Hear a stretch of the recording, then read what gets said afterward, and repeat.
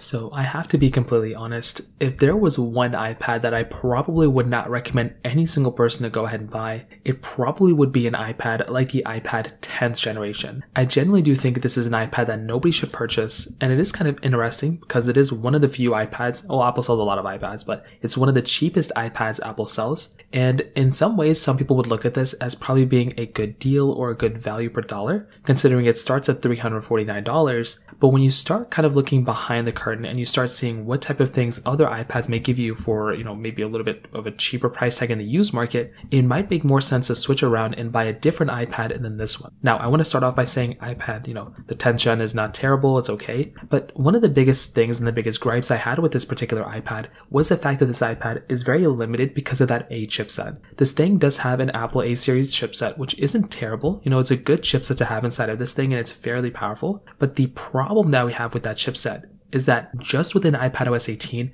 Apple has really changed out what these types of A14, A series chipsets compared to their M series chipsets. With Apple Intelligence and those things, it's only supported on the M series chipset, which shows what Apple is focusing on in the future. With something like the Apple A14 Bionic chip inside of the iPad 10, this is kind of putting this in somewhat of a weird spot because it's not getting these big features that probably we should be getting in this type of iPad. But the other problem that we're getting to is that with something like the iPad 10, because of the A14 chip in here, compared to the M1 chipset that's inside of the iPad Air 5. The iPad Air 5 is this, iPad that Apple made a couple years ago. It's basically almost the same price in the used market on eBay that it is in a brand new market on the iPad 10 side. And within the iPad Air 5, you're basically getting that M1 chip. So in my opinion, it makes more sense to buy an iPad Air 5 in this case than something like an iPad 10 generation. On top of that, another very big gripe that I have with this particular iPad is the fact that the iPad 10 is basically giving you only basically one real Apple Pencil support, which is Apple Pencil 1 or Apple Pencil USB-C. Those are the only Apple Pencils that are supported inside of the iPad 10, where the iPad Air 5 is basically only giving you,